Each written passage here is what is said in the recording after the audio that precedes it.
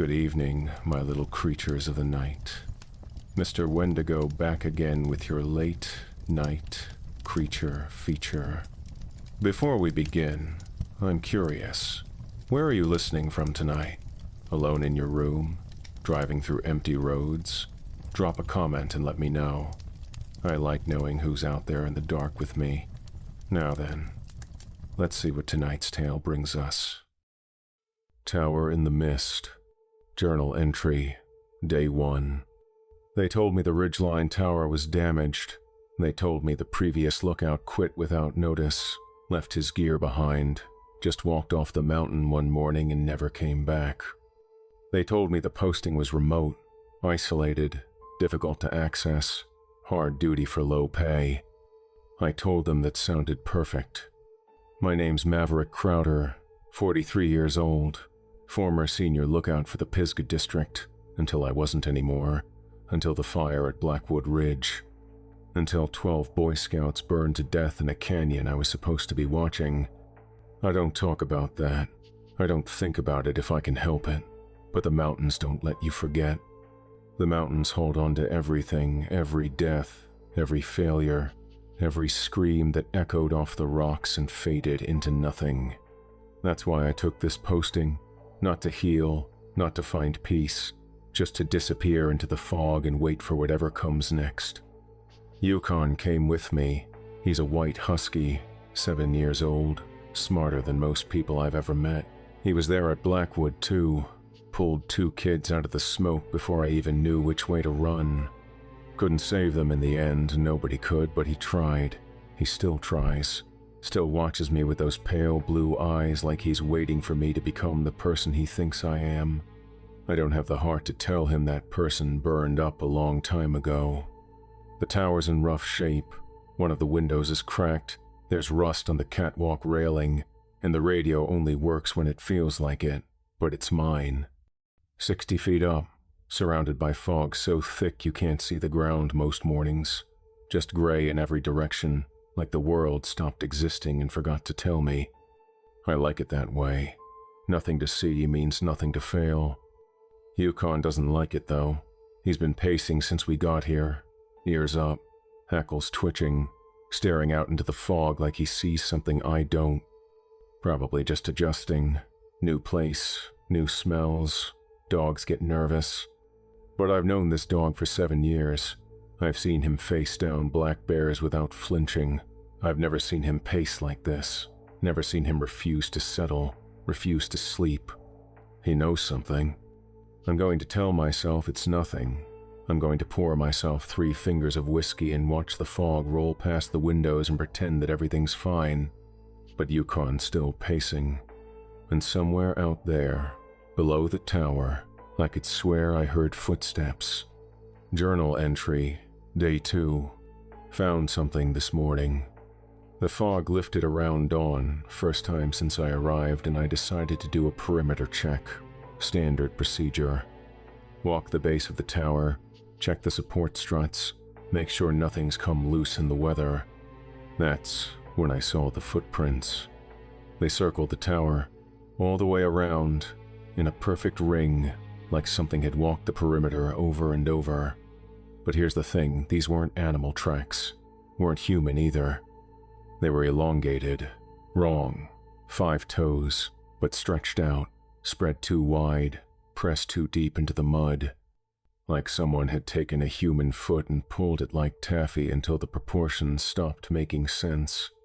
And they were everywhere. Not just one ring, dozens, overlapping, circling the tower in patterns that looked almost deliberate. Almost ritualistic, like whatever made them had been walking around my tower all night, around and around and around, while I sat 60 feet above drinking whiskey and trying not to think about dead children. Yukon wouldn't go near them, wouldn't even step off the bottom stair. He just stood there growling, hackles raised, staring at those prints like they were made by the devil himself. I took photos, tried the radio to report it, nothing but static. By noon, the rain came. By evening, the prints were gone, washed away like they'd never existed. But I know what I saw, and I know Yukon saw it too. I'm not sleeping tonight. Rifle stays loaded. Journal entry. Day 3. The voices started. I was on the catwalk around 2 a.m., scanning the fog with my flashlight, even though there was nothing to see. Couldn't sleep. Haven't been able to sleep since we got here. Not really. Just this shallow half-doze that leaves me more tired than if I'd stayed awake. Yukon was pressed against my leg, trembling, and this is a dog that's never trembled in his life. Not during thunderstorms. Not during the fire. Not when that black bear charged us outside Asheville and I had to fire a warning shot to drive it off. Yukon doesn't tremble. But he was trembling now. Pressed so hard against my leg I could feel his heartbeat through my jeans. Fast. Too fast. The heartbeat of an animal that knows a predator is close. That's when I heard it. Faint. Distant. Rising up through the fog from somewhere far below. My name? Maverick. Soft. Almost gentle. Like someone calling me from across a field on a summer evening. Like a friend. Like family. I told myself it was the wind. Had to be the wind. The mountains play tricks with sound. I'd been a lookout long enough to know that. Echoes bounce off the ridges. Distort. Travel miles from their source. A coyote howling in the next valley can sound like it's right beside you. A falling tree can sound like a gunshot. The mind hears what it expects to hear. Then I heard it again. Closer this time. Much closer. Maverick, why didn't you save us? The voice was young. Small. A child's voice. Maybe 10 or 11 years old. A voice I recognized even though I'd only heard it once. Screaming through smoke and flame. Tommy Reeves. Troop 704. He was the first one I reached in the canyon. The first one I tried to carry out. His clothes were already on fire when I found him. I dropped the flashlight. Watched it tumble off the catwalk, the beam spinning end over end until the fog swallowed it whole. My hands were shaking so hard I could barely grip the railing. You let us burn, Maverick. Another voice now. Different child. Higher pitch. Marcus Webb, he was only 9. Youngest kid in the troop. His dad had been hesitant about letting him go on the camping trip. I'd assured him personally that the fire danger was low, that we had everything under control. We screamed for you. We screamed, and you never came. I tried. I whispered into the fog. And I did. God, I did. I ran into that canyon with nothing but a wet blanket and a prayer. The smoke was so thick I couldn't see my own hands. The heat was so intense my eyebrows singed off before I made it 20 feet. I pulled out as many as I could. I carried them on my back, 2 at a time, while the fire roared around us like a living thing. 3. I saved 3 out of 12. We trusted you. Another voice. Sarah Wynn. She wasn't a scout, she was a counselor, 19 years old, working her first summer job. She'd been leading the group when the fire cut off the trail. She'd kept them calm, kept them together, kept them believing that help was coming. Help came too late. You were supposed to protect us. The fire moved too fast, I said. I was crying now. Couldn't help it. The wind shifted. Nobody could have predicted. Liar. The word hit me like a physical blow. A chorus of voices, all 12 of them at once, screaming up through the fog with enough force to rattle the windows behind me. You saw the smoke. You saw it building. You waited too long to call it in. That wasn't true. That wasn't true. I'd called it in the moment I saw. But had I? The memory was fuzzy, distorted. I remembered seeing smoke on the ridge, remembered thinking it was probably nothing, probably just a campfire, probably under control. Remembered waiting 10 minutes, 20, an hour? How long had I waited? We burned because of you. I carried 3 of them out, 3 out of 12, alive when I reached them. Their skin was blistered and raw, their lungs full of smoke, but they were breathing. They were conscious. They looked at me with such hope. Dead by the time the helicopters arrived. Burns too severe, smoke too deep in their lungs. organs shutting down one by one. Nothing anyone could do. The doctors said they never had a chance, said I'd given them false hope by saving them at all. I told myself for 3 years that I did everything possible. Told myself the official report cleared me of wrongdoing. Told myself the parents didn't blame me, even though I could see it in their eyes at the memorial service, even though half of them couldn't bring themselves to shake my hand.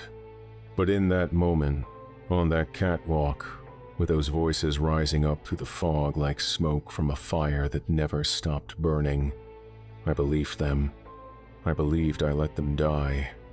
Yukon was barking now, frantic, loud. He'd grabbed the sleeve of my jacket in his teeth and was pulling, trying to drag me away from the railing, away from the edge, away from the 60-foot drop into the fog below. I don't know how long I stood there. Don't know how close I came to stepping off. The voices kept calling, kept accusing, kept telling me what I already knew in the darkest part of my heart. My fault. All of it. My fault. The sun came up eventually. The voices faded with the darkness, retreating into whatever hell they'd come from. I found myself sitting on the catwalk floor, my back against the cabin wall, Yukon's head in my lap. My face was wet with tears. My throat was raw from screaming, though I don't remember screaming. The fog was still there, thick as ever, hiding whatever was down below. But I could feel them, even in daylight, even in silence. They're still down there, waiting. And God help me, part of me wants to go to them. Journal entry, day 4. Something was on the roof last night. I woke to a sound around 2 a.m. At first I thought it was just the tower settling old steel contracts in the cold. Makes all kinds of noises, but this was different. This was deliberate. Scraping, metal on metal, like nails, long nails being dragged slowly across the steel panels above my head, back and forth, not random, rhythmic, patient. That's impossible. The roof is 20 feet above the cabin floor, and there's nothing to climb. The tower is designed specifically to be inaccessible from below except through the single stairway that I keep locked and barricaded every night. Nothing should be able to get up there. But something was up there, walking, scraping, testing the metal like it was looking for a weak point. I sat up in my cot and grabbed the rifle. The scraping stopped. Complete silence. Like whatever was up there knew I was awake, knew I was listening. Then it started again. Slower this time, longer strokes, almost like it was spelling something out, like it was trying to communicate. Yukon was losing his mind. I've never seen him like this, barking, howling, throwing himself at the walls, at the door, at the windows. His teeth were bared, foam was flecking his lips. He wasn't scared anymore. He was enraged. Something had invaded his territory, was threatening his pack, and every wolf instinct in his DNA was screaming at him to fight. I grabbed his collar, tried to calm him down. He snapped at me, not hard, not to hurt, but a warning. He didn't want to be calmed down. He wanted blood. The scraping moved across the roof, east to west, then back again. Then it started on the walls. I could track it by sound. Something was climbing down from the roof, dragging those claws along the metal sheeting as it descended. I could hear it outside the window 3 feet away, maybe less. The scraping was so loud now it was like nails on a chalkboard, that horrible frequency that makes your teeth ache. Then it stopped. Right outside the window, right there. I could feel it, feel something on the other side of that glass, looking in, waiting for me to look back.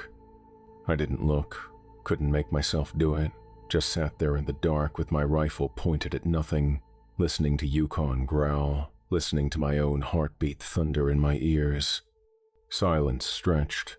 30 seconds, a minute, 2 minutes. Then, from outside the window, a tap, light, almost playful. Tap, tap, tap. 3 taps, right at eye level, right where a face would be if something tall was standing on the catwalk. Then laughter, not human laughter. Something wrong, something that had too many voices overlapping, harmonizing in ways that made my skin crawl.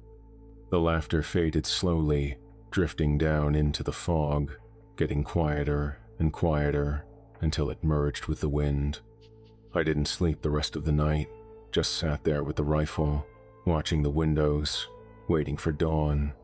The sun came up eventually, weak and gray, filtered through fog that had gotten even thicker overnight, but it was light. It was something. I made myself check the perimeter. The footprints were back, hundreds of them now. The circles had expanded, overlapping in patterns that made my head hurt to look at. Some of the prints were so deep they'd compressed the soil into something almost like concrete. Some of them were burned into the ground, the edges charred, like whatever made them was so hot it left scorch marks with every step. And on the stairs halfway up, arranged with obvious care, was a deer. Not a whole deer, parts of one. It had been torn apart, not eaten arranged. The carcass had been opened up from throat to belly, the ribs cracked and spread wide like wings. The organs had been removed and placed beside the body in a neat row. Heart, liver, lungs, kidneys, intestines coiled like rope, each one positioned carefully, precisely, like specimens in a biology lab. The head was missing. I found it at the top of the stairs, right outside the cabin door. It was facing inward, facing me. The eyes had been removed, and in the empty sockets, someone, something, had placed small stones. River stones, smooth and gray, positioned like pupils, staring at nothing. This wasn't a predator kill. Predators don't arrange their prey.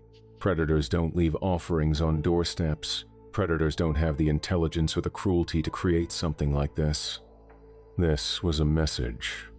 I don't know what it means. I don't know what's out there, but it knows I'm here. It's been watching me since I arrived, circling me, testing me, learning my patterns, my weaknesses, my fears, and now it's showing me what it can do, what it will do, what it wants to do to me. The radio is still dead. I tried it again this morning, nothing but static, not even the ranger station's automated channel. I tried my cell phone too, just in case, but there's no signal. There's never been a signal up here, but I tried anyway. I tried everything. I tried hiking down this morning, told myself I'd just walk out, walk to civilization, find help, but the fog was so thick I couldn't see the trail, couldn't see 10 feet in any direction. I walked for an hour and ended up right back at the tower, same spot, same direction, like the mountain had turned me around, like something wanted me to stay. I'm trapped. Yukon knows it too. He stopped growling, stopped pacing. He just lies by the door now, his head on his paws, his blue eyes watching, waiting. He knows what's coming. He's accepted it. I'm not there yet, not quite, but I can feel myself getting closer. Tonight will be worse. I know it will be. Whatever's out there, it's done testing, done playing. Tonight, it comes for real. Journal entry, day 5. They came for us last night. It started around midnight. The fog had thickened into something almost solid gray soup pressing against the windows, so dense I couldn't see the catwalk railing 3 feet away. It was like the tower had been lifted out of the world and dropped into nothing. No trees, no mountains, no ground below, just gray, endless, hungry gray. The generator was struggling, lights flickering every few minutes like a heartbeat getting weaker. The temperature dropped fast, 20 degrees in maybe an hour, even though it's the middle of summer. I could see my breath inside the cabin, could feel frost forming on the inside of the windows. Then the voices came back. Not 1 or 2 this time, all of them, all 12, speaking over each other, screaming over each other, a chorus of dying children that filled the fog and poured through every crack in the cabin walls. "Maverick, help us. Please, please help us. It hurts so bad. Why won't you come? Why won't you save us? I can't breathe. Maverick, I can't breathe. I covered my ears, pressed my palms against my skull so hard I thought I might crack my own head open. Didn't help. The voices were inside now, inside my head, inside my memories. I could see the fire again, the orange wall of flame sweeping down the canyon.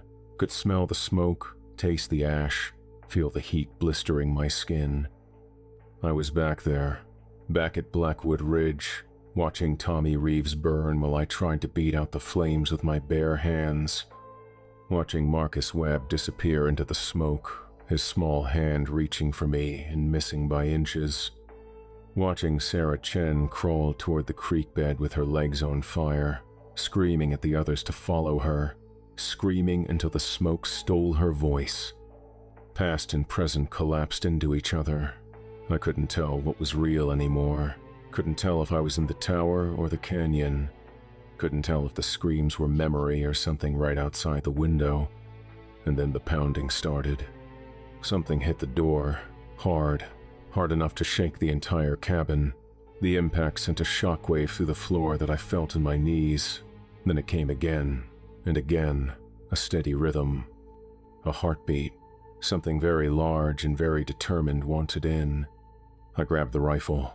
My hands were shaking so bad I nearly dropped it. Yukon positioned himself between me and the door, his body low, his teeth bared. He wasn't trembling anymore. The fear had burned off, replaced by something older, something that his wolf ancestors knew. The choice had been made. There was no more running, only fighting. The pounding stopped. For one long moment, silence, true silence. Even the voices had gone quiet.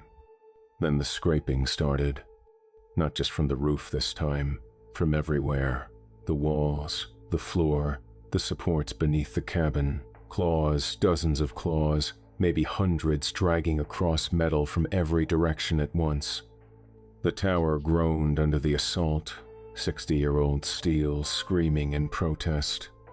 I could feel the whole structure swaying, shifting, the bolts in the floor straining against forces they were never designed to withstand.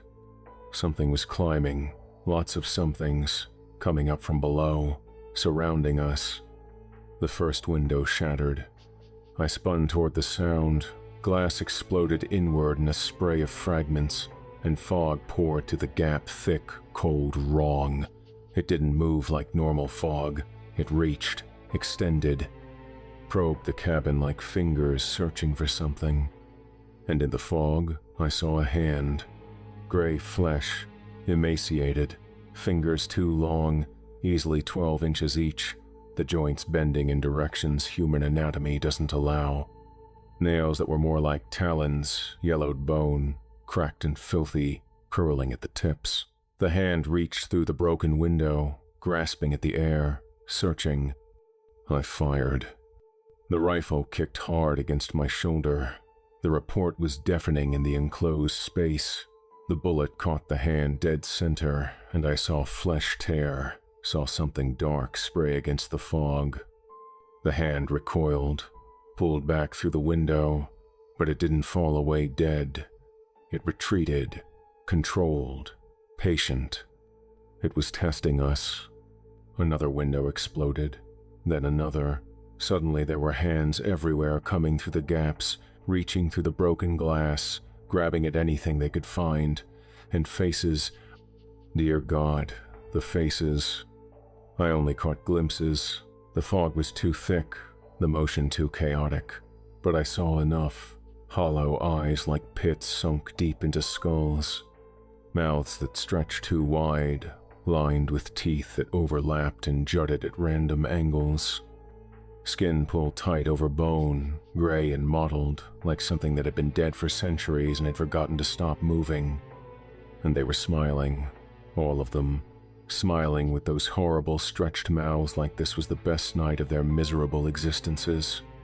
I fired again, and again, shot at every hand, every face, every shape that coalesced in the fog. Yukon was fighting too, lunging at the windows, snapping at fingers that got too close, driving them back with snarls that sounded more wolf than dog. The laughter started then, rising up from everywhere at once. Not human laughter, something older, crueler. The laughter of things that had been hunting in the mountains since before the Cherokee gave them a name, things that knew they were winning. But beneath the laughter, still, always the screams of dying children. The assault lasted until dawn. I don't know how many times I fired, don't know how many clips I went through, don't know how many of them I actually hit. By the time the sun crept over the ridge and the fog began to thin, I was shaking so badly I could barely stand. 3 windows destroyed, deep gouges carved into the metal walls, gouges that went through the steel like it was paper. The door had been bent inward at the hinges, the lock mechanism shattered, held closed only by the barricade I'd built from the bed frame and the filing cabinet. Yukon was cut in a dozen places, glass in his paws, blood matting his white fur, but he was still standing, still watching the door, still ready. We'd survived the night, but the tower couldn't take another assault like that, neither could we. They'll be back tonight, I know they will, and I don't know if we can survive what's coming. Journal entry, day 6. I know what they are now. Spent the day going through the previous lookout's belongings, the stuff he left behind when he walked off this mountain. I'd been avoiding it, felt wrong, somehow, going through a dead man's things. But after last night, I needed answers, needed to understand what's hunting us. Most of his gear was useless, clothes that didn't fit, books I'd already read, a broken compass. A half-empty bottle of bourbon that I very much did not drink, despite every fiber of my being screaming for oblivion. Then I found the footlocker. It was shoved under the bed, pushed back against the wall like someone had wanted to forget it existed. The lock was rusted shut. I had to break it open with my axe. Inside was the usual stuff: spare batteries, a first aid kit, some old maps of the area, and a notebook, leather-bound, water-stained, filled with handwriting that started neat and got progressively worse as the pages went on. His journal. The first entries were normal: weather observations, wildlife sightings, complaints about the generator, the mundane thoughts of a man doing a mundane job in a remote location. He wrote about missing his wife, about hoping the posting would only last a few more months, about the fog, and how it made him feel disconnected from the world below. Then, about 3 weeks in, everything changed. Found strange tracks this morning, circling the tower, not sure what made them too big for a bear, wrong shape for anything I recognize, going to keep an eye out. 2 days later, tracks are back, more of them this time, starting to feel like something's watching me from the fog, probably just nerves. 4 days after that, heard voices last night, someone calling my name. Must have been a hiker lost in the fog. I called back, but nobody answered. Searched this morning and found nothing. Not even footprints, but the tracks around the tower. They've changed. They're forming patterns now. Circles within circles. Like something's performing a ritual. The entries got shorter after that, more frantic. The handwriting deteriorated, letters shaking, words cramped together, sentences trailing off mid-thought. They're not hikers. They're not animals. I don't know what they are. The voices know things. Things about my past. Things I've never told anyone. I can't leave. The fog won't let me. Every time I try to walk out, I end up back at the tower. Like the mountain is keeping me here. Like something wants me here.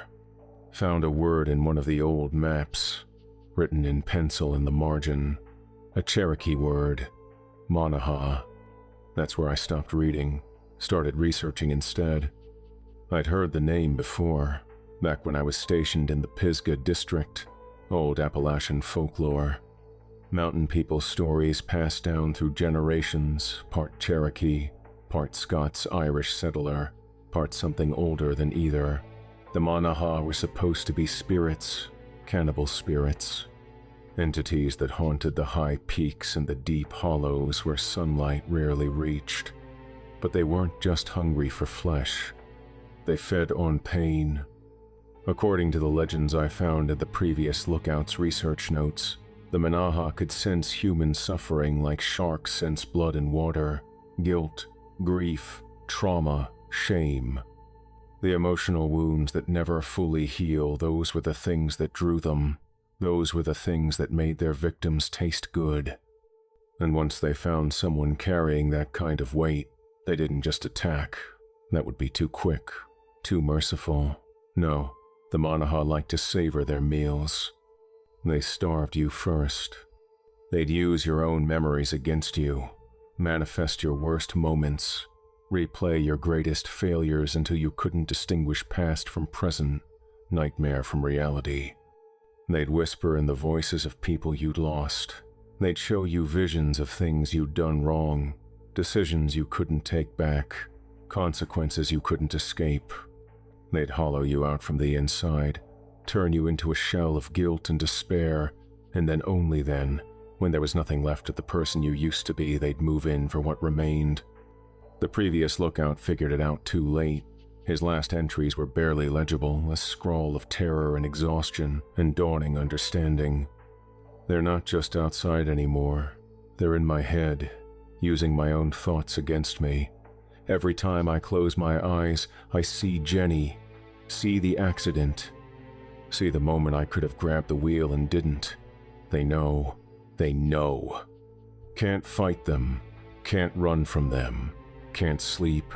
Can't eat. Can't think. They're always there. Always whispering. Always showing me what I did. I'm so tired. I just want it to stop. I just want it to end.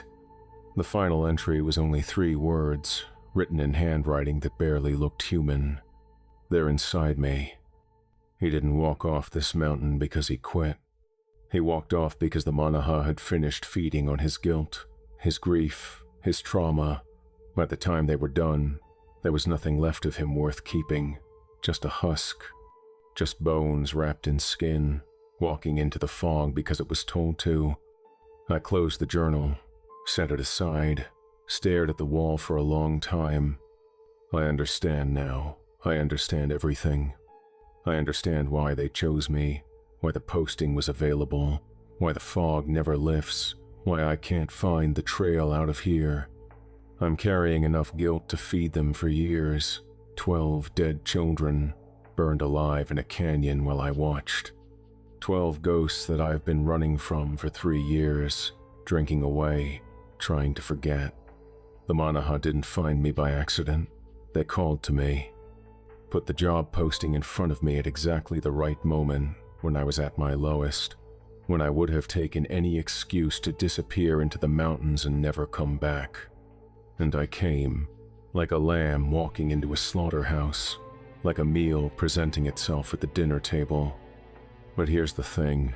Here's the part the previous Lookout didn't figure out. Here's what I realized sitting in this damaged tower, reading a dead man's journal, listening to Yukon whine at the door. I'm not afraid of fire anymore. I should be. God knows I should be. Fire took everything from me. Fire killed those children. Fire haunts my dreams and wakes me screaming in the night. Fire is the thing I've been running from for 3 years. But I've already burned once. The person I was, the good Lookout, the responsible man, the one who thought he could save everyone he burned up in Blackwood Canyon along with those kids. There's nothing left of him, nothing left for fire to take. The Manaha feed on pain. They manifest fear. They use your trauma as a weapon. But what happens when your trauma is also your weapon? According to the journal's research notes, the one thing the Manaha can't touch, the one thing that drives them back is flame. Not because fire can destroy them. The legends aren't clear on whether the Manaha can truly be killed, but fire represents something they can't consume. Transformation, purification, release. A person who faced the Manaha with fire, who embraced burning rather than fearing it could theoretically drive them back. But the cost was high. Fire doesn't discriminate. Fire takes everything. I know what I have to do. And for the first time in 3 years, I'm not afraid to do it. Journal entry, Day 7. Final entry. This is it. They've been attacking all day, not waiting for nightfall anymore, not playing games. The fog rolled in at dawn, and it hasn't lifted since thicker than I've ever seen it. So dense that I can barely see my own hand at arm's length. The whole world has disappeared. There's nothing but the tower and the gray and the things that are coming. I can see them now, between the waves of mist, shapes, figures, dozens of them, maybe more, clinging to the support structure below, climbing the stairs, pressing against the walls from every direction. The whole tower is groaning under their weight, swaying in ways steel shouldn't sway. The Manaha. They're not hiding anymore. They want me to see them, want me to understand what's coming. They're tall. God, they're tall. 9 feet, maybe 10. Emaciated doesn't begin to describe it. They look like skeletons wearing skin as an afterthought, every rib visible. Every vertebra, arms that are too long, legs bent at wrong angles, spines curved in ways that suggest they've never stood up straight in their miserable existences. And the faces are the worst part. Their eyes are hollow, not just dark, empty, pits that go back and back into nothing. When they look at you, you can feel it. Feel them reaching into your head, sorting through your memories, tasting your pain. Their mouths are too wide, split back toward the ears. When they smile, and they're always smiling, you can see rows and rows of teeth, yellowed, mismatched, some that look almost human, some that look like they came from animals, some that I don't have a name for. I've been watching them gather all day. More keep coming, emerging from the fog, scaling the supports, adding their weight to the siege. I count at least 30 now, maybe 40. Every few minutes, another one pulls itself out of the gray. They're waiting for something, or maybe they're just savoring the anticipation. Either way, the end is coming soon. I can feel it. 3 more windows blew in about an hour ago. The door finally gave way, hinges ripped clean out of the frame. I've been fighting them back with the rifle, with my axe, with the hunting knife, with a goddamn frying pan when that's all I could reach. Yukon's fighting too.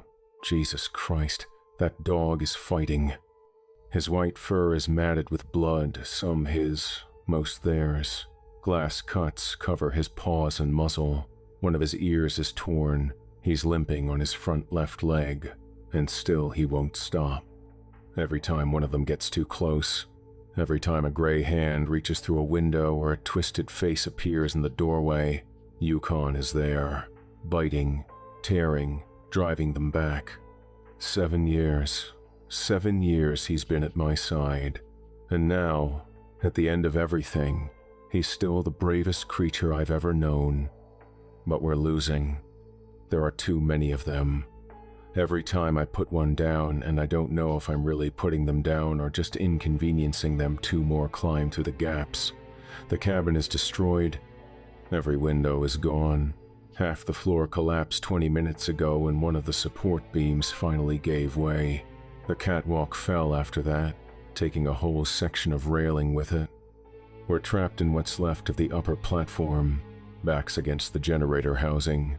3 feet of intact floor between us and a 60-foot drop. And the Manaha keep coming. They're not rushing anymore. The frenzy from earlier has faded into something worse, something patient. They're savoring this, enjoying it, taking their time. The voices are constant now, all 12 of them, the scouts from Blackwood Ridge, screaming, crying, burning. I can hear Tommy begging me to help him. Can hear Marcus calling for his mom. Can hear Sarah telling the others to stay calm. It's going to be okay. Help is coming. Help isn't coming. Help never came. Not then, not now. I can smell smoke. Can feel heat on my face that isn't there. The Manaha are doing it, pulling the fire from my memories, making it real, making me relive it over and over while they wait. but I'm not giving them what they want. Not this time. I've rigged the generator, opened the fuel line. The 3-gallon tank is draining out onto the floor, soaking into the wood, spreading across what's left of the platform. The whole place reeks of gasoline now. The fumes are so thick my eyes are watering. One spark, that's all it'll take. The Manaha know it too. I can see it in those hollow eyes, see the first flicker of uncertainty. They're still coming, still pressing in, but slower now, more cautious. Good, let them be afraid for once. I've got one flare left. Found it in the emergency kit this morning. The plastic casing is cracked and the striker might not work, but it's all I have. One chance to end this. Yukon doesn't want to leave. I've been trying to force him toward the stairs. There's one section still intact, enough to get down to the ground, but he keeps coming back, keeps pressing against my leg, keeps looking at me with those pale blue eyes like he knows exactly what I'm planning and refuses to accept it. He probably does know. He's always been smarter than me. Go, I told him. My voice was hoarse, raw from smoke that wasn't real and screaming that was. Go, boy. He whined. That high, desperate sound he makes when something's wrong and he can't fix it, but he didn't move. You saved 2 of them, I said. I crouched down, grabbed his collar, forced him to look at me. At Blackwood, remember? You ran into that canyon before I did. You pulled 2 kids out of the smoke, carried them on your back until I got there. You did your job, Yukon. You did everything right. His tail was tucked, his whole body was trembling, but he was listening. He always listens. This isn't your failure to burn for. This is mine. This has always been mine. I pressed my forehead against his, felt his breath on my face, felt the beat of his heart against my chest. You've done enough. More than enough. More than any dog should ever be asked to do. He fought me. When I tried to push him toward the stairs, he snapped at my hands. Actually snapped at me something he's never done in 7 years. He didn't want to leave. Didn't want to abandon me. Didn't want to let me do what we both knew I was going to do. In the end, I had to throw him. I grabbed him around the middle, 60 pounds of struggling, howling husky, and I threw him, heaved him over the gap, down onto the stairs, as hard and as far as I could. He yelped when he landed, scrambled, tried to come back up. I kicked the stair section loose, watched the bolts shear, watched the metal groan and twist and finally fall away, crashing into the fog below. Yukon landed in the mud at the base of the tower, 30 feet down. He was limping worse. Now the fall hadn't done him any favors, but he was alive. He started barking immediately, howling, screaming at me to come down. I can't, boy. Not this time. The Manaha are inside the cabin now. They're filling the space, crawling over each other, a writhing mass of gray limbs and hollow eyes. They're not even pretending to be human anymore, moving on all fours, climbing the walls, hanging from what's left of the ceiling. The voices have merged into a single roar, 12 children burning, screaming my name, telling me I failed them, telling me I deserve this. And maybe I do. Maybe this is justice. Maybe the universe is finally balancing the scales. But I'm not going to let them have me. Not going to let them feed on my guilt for another 3 years, another 3 decades, another 3 centuries. Not going to give them the satisfaction. The flare is in my hand. The striker is rough under my thumb. The Manaha are reaching for me, claws inches from my face, those horrible mouths stretching wide.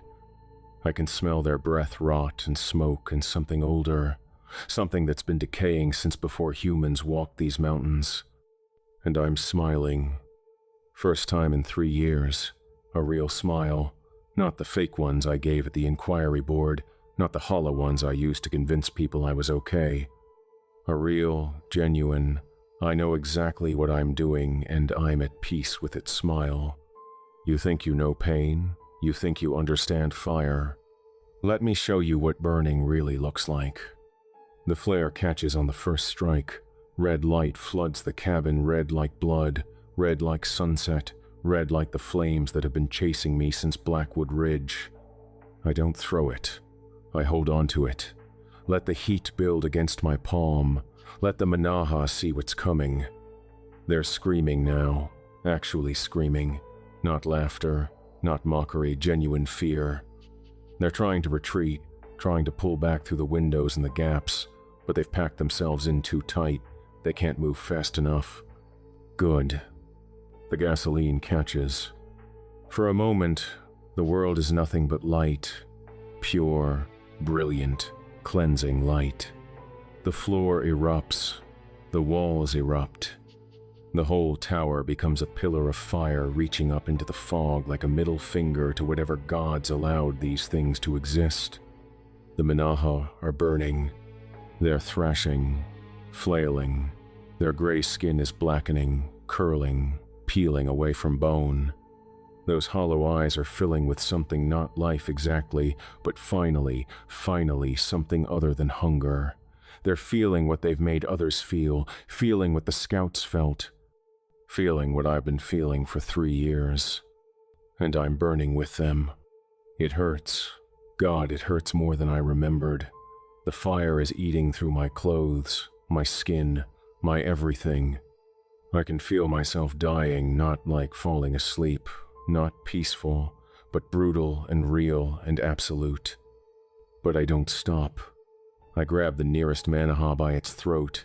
Its skin is sloughing off in my hands. Its mouth is opening and closing, trying to scream. I pull it close, look into those hollow eyes. You wanted my pain, I say. My voice is barely a whisper. The smoke has filled my lungs. The fire has taken my strength. You can have it. I fall forward, take it with me, into the flames, into the collapsing floor, into the void. The last thing I see, as the tower crumbles and the fire swallows everything, is faces. Not the Manaha, the children. Tommy Reeves, Marcus Webb, Sarah Wynn, all of them, all 12, standing in the flames like the fire can't touch them. Their clothes are clean, their skin is whole. They're not burning, not screaming. They're saluting me. Tommy, in front, his little hand raised to his forehead. The others behind him, lined up like they're at summer camp about to raise the flag, and they're smiling, not accusing, not blaming, just smiling. At peace. You came for us, Tommy says. His voice is clear and calm. No smoke, no pain. Just a 10-year-old boy who finally got what he was waiting for. You finally came. I did, buddy. I'm sorry it took so long. The tower falls. The world goes white. And somewhere, from very far away, I hear a dog howling. I'm coming for you, boys. I know I'm late. I know I failed you, but The journal ends there. The remaining pages are missing, presumed destroyed in the fire. Ranger Incident Report, Supplemental. Ranger team reached the Ridgeline Tower site on August 17th, 4 days after the last radio contact with lookout Maverick Crowder. Initial approach was delayed by persistent fog conditions and reports of unusual wildlife activity in the area. Multiple hikers reported hearing screaming from the direction of the tower in the days prior. One family camping at Ridgeline Creek claimed to have seen lights on the tower platform 3 nights before the team arrived, lights that moved in unnatural patterns before disappearing suddenly around 3 a.m. The tower had been completely destroyed by fire. All 4 support legs had collapsed inward, bringing the entire structure down in a pile of twisted steel and ash. Burn patterns suggested an intense, sustained blaze, internal temperatures estimated well above normal wood fire levels. Forensic analysis indicated the presence of accelerant, likely gasoline from the tower's emergency generator. The fire had burned hot enough to fuse portions of the metal framework together. Several steel beams had warped and melted in ways that fire investigators described as inconsistent with standard building fires. One investigator noted privately that he had never seen burn patterns like this outside of industrial furnaces. No human remains were recovered from the site. This is unusual even in intense fires. Some bone fragments or dental material typically survive. Despite extensive excavation of the debris field, no trace of Maverick Crowder was found. However, the following anomalies were noted. 1. Numerous unidentified tracks were discovered in the perimeter mud, despite 4 days of rain that should have erased any evidence. Tracks were elongated, with 5-toed impressions spread wider than any known wildlife. Some appeared to have been burned into the ground rather than simply pressed into it. Casts were made but have since been classified by the Park Service. 2. Scorch patterns on surrounding trees extended nearly 30 feet from the tower base, far beyond expected fire spread. Several trees appeared to have burned from the inside out, the bark intact with the heartwood charred to ash. Botanists consulted on the case could not explain how this would be possible without some kind of directed heat source we don't have a name for. 3. A white husky, matching the description of Mr. Crowder's dog Yukon, was observed on a ridge approximately half a mile from the site. Animal appeared uninjured but extremely agitated. Attempts to approach were unsuccessful. The dog retreated into the fog each time rangers drew near, howling continuously.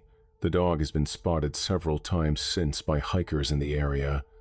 Local animal control has been unable to capture it. The dog appears to have established a territory around the burned tower site and refuses to leave the area. 4.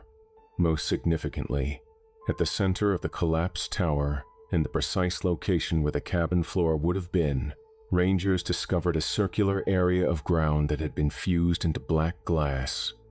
The glass was approximately 6 feet in diameter and several inches thick.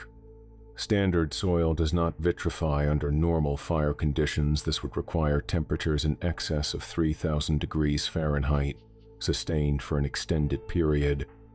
At the center of this glass, clearly visible despite the extreme heat damage, was what appeared to be a human handprint. The fingers were spread. The palm was pressed flat. The impression was deep, as if pressed into soft clay rather than superheated silica. The handprint was reaching upward. Ranger Team Leader Marcus Williams filed the following personal observation in his supplemental notes. I've worked search and rescue in these mountains for 22 years. I've seen bear attacks, lightning strikes, falls, drownings, and 3 suicides. I've never seen anything like this. The glass formation alone defies explanation, but the handprint at the center? That wasn't made by someone trying to escape. That was made by someone reaching for something, or someone. I don't know what happened on that tower, but I don't think Maverick Crowder died running away. I think he died fighting. The case remains officially listed as death by misadventure, fire of undetermined origin. No criminal investigation was pursued. No further resources have been allocated to the case. But the locals in the surrounding communities, the people who've lived in these mountains for generations, whose grandparents told stories about things in the fog, they tell a different story. They say that when the mist rolls in thick, when the mountain disappears into that gray nowhere, you can still hear the tower burning, a distant crackling, a faint roar, the sound of something that should have stopped but never quite did. They say you can smell smoke where no fire exists, that the air on ridgeline gets hot sometimes, even in the dead of winter, even when there's snow on the ground. They say that if you hike up there at night, which nobody does anymore, not since the fire, you can see a figure standing where the tower used to be, a tall figure, outlined in flame, facing the mountain, facing the fog, facing whatever's still out there, watching, waiting. And they say that on certain nights, when the wind is right, you can hear a dog howling from somewhere high on the ridge, a white dog, a ghost dog, calling out into the darkness for a master who isn't coming back. Sometimes, they say, something answers. The howl comes back different, changed, not an echo but a response, something out there in the fog, acknowledging the dog's cry, something that remembers what happened on that tower, something that's still hungry. Ranger Williams resigned from the Park Service 6 months after filing his report. He moved to Florida, refuses to discuss the case. The one time a journalist tracked him down, Williams said only this: "Maverick Crowder saved those mountains. I don't know from what. I don't want to know. But whatever was hunting up there on Ridgeline, whatever was circling that tower and calling his name, it's quieter now. Not gone. You can't kill something like that. But quieter. Like it's afraid to come back." He paused, looked out at the flat, sunny, fogless landscape of the Gulf Coast. "I hope wherever he is, he knows that. I hope he knows it mattered, that he mattered, that some fires burn for a reason. The Smoky Mountains have always been hungry. They always will be. But sometimes, the mountains find someone who's hungrier, someone who's already burned once and has nothing left to lose, someone willing to become the fire instead of running from it. Maverick Crowder didn't survive the Ridgeline Tower, but maybe, just maybe, he won. Folklore note: the Manaha, also spelled Manaha, or simply the Starving Ones, appear in scattered Appalachian folklore, primarily in oral traditions of Cherokee and Scots-Irish settlers from the 18th and 19th centuries. The name itself is believed to derive from a corrupted Cherokee phrase meaning those who eat the grieving, though linguistic scholars have debated this translation. Some argue the word predates Cherokee settlement of the region entirely, that it was borrowed from an even older language, spoken by people who lived in these mountains so long ago that not even their name survives. What we do know is this: the Manaha were not considered purely physical threats. Unlike other cryptids of Appalachian folklore, the Wampus Cat, the Talipo, the Mothman, the Manaha were described primarily as spiritual parasites, entities that fed on human suffering before consuming human flesh. According to the legends, the Manaha were drawn to guilt, grief, and trauma, the way predators sense weakness in prey. They could feel human pain from miles away, could smell it, taste it, track it through the fog that perpetually shrouds the high peaks. And once they found someone carrying that kind of weight, they didn't simply attack. They fed slowly. The Manaha were said to attack in stages. First, they would isolate their prey. Fog would roll in unexpectedly. Trails would become impossible to follow. Compasses would spin uselessly. The victim would find themselves trapped not by physical barriers, but by the land itself, which seemed to conspire with the creatures to prevent escape.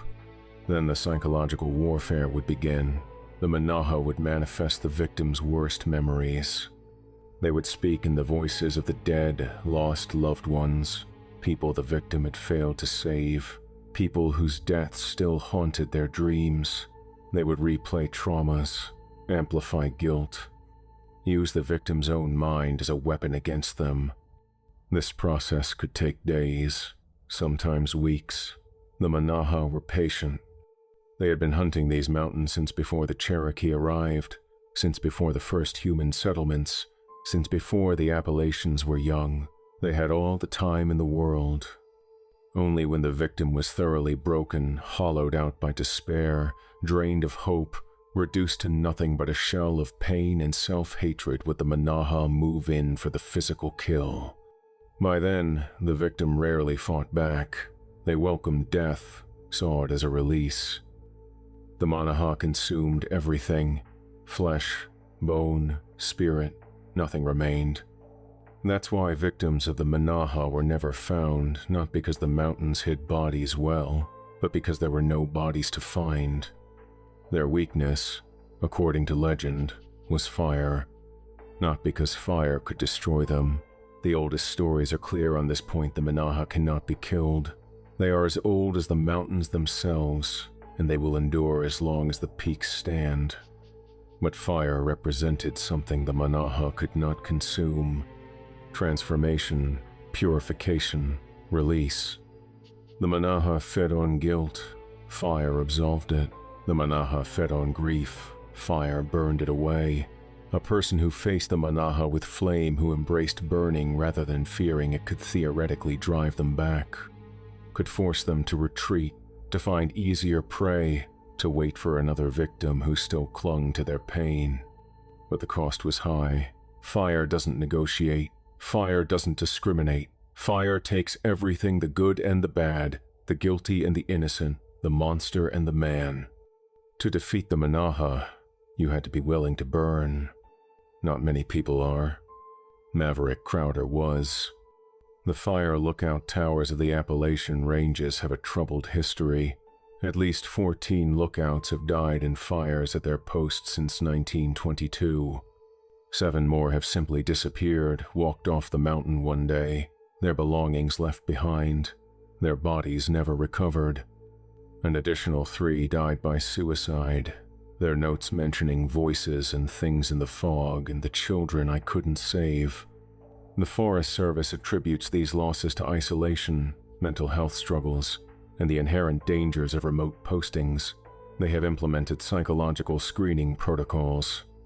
They have established mandatory check-in schedules. They have installed satellite communication equipment in remote towers. The disappearances continue anyway, 1 or 2 per decade, always in the Smokies, always in the fog. The locals know better than to ask questions, know better than to hike the high ridges when the mist rolls in, know better than to answer when they hear voices calling their names from the gray. If you ever find yourself in the Great Smoky Mountains when the fog descends, pay attention to the sounds around you. The forest is never truly silent. There are always whispers in the wind, echoes bouncing off the ridges, voices that might be hikers or might be something older. And if you hear someone calling your name, someone who knows things they shouldn't know, someone who speaks in voices you recognize, voices of people you've lost, people you've failed, don't answer. Don't look. Just run. Because the Manaha are patient. They've been hunting these mountains for centuries, millennia, longer, and they're always, always hungry. Some say Maverick Crowder's sacrifice drove them back, bought the mountains a few years of peace. His fire burned so hot, his defiance so complete, that the Manaha retreated to lick their wounds. But the fog still comes. The towers still stand empty, one by one, as lookouts request transfers or simply stop showing up for their shifts. And every now and then, a hiker goes missing who shouldn't have gone missing. Someone who was experienced, someone who knew the trails, someone whose last known location was somewhere high and remote and wrapped in gray. The locals don't send search parties into the deep fog anymore. They just wait and listen and hope the howling they hear at night is just a dog mourning his master. Just a dog, nothing more. Well, boys and ghouls, that wraps up another terrorific tale from the vault. Maverick Crowder, a man who spent 3 years running from fire, only to embrace it in the end. A man who thought his guilt made him weak, when really it just made him the perfect weapon. Just how we love it. And let's pour one out for Yukon, 60 pounds of white fury who fought beside his master until the very end, who got thrown down a flight of stairs because Maverick loved him too much to let him burn. Who's still out there, they say, still howling, still waiting. That's loyalty, kiddies. That's the kind of bond that transcends death itself. The Manaha thought they'd found an easy meal, a broken man, a guilty conscience, all that pain, all that grief, just waiting to be consumed. But they forgot something important. Fire doesn't just destroy. Fire purifies. Fire transforms. And some men have burned so many times they've got nothing left to fear. If this story made you want to hug your dog and stay far, far away from fog-shrouded mountains, hit that subscribe button. New creature features drop every night at 8 p.m. Central, and trust me, the Appalachians have plenty more secrets to share. Leave a like if you've ever faced something that fed on your worst memories. And drop a comment, could you make the sacrifice Maverick made? Could you embrace the fire to save what matters?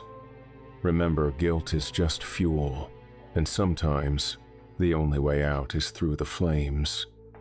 Until next time, kitties, keep your dogs close and your flares closer. This has been your Late Night Creature Feature. I'm Mr. Wendigo, and somewhere in the Smokies, a white dog is still howling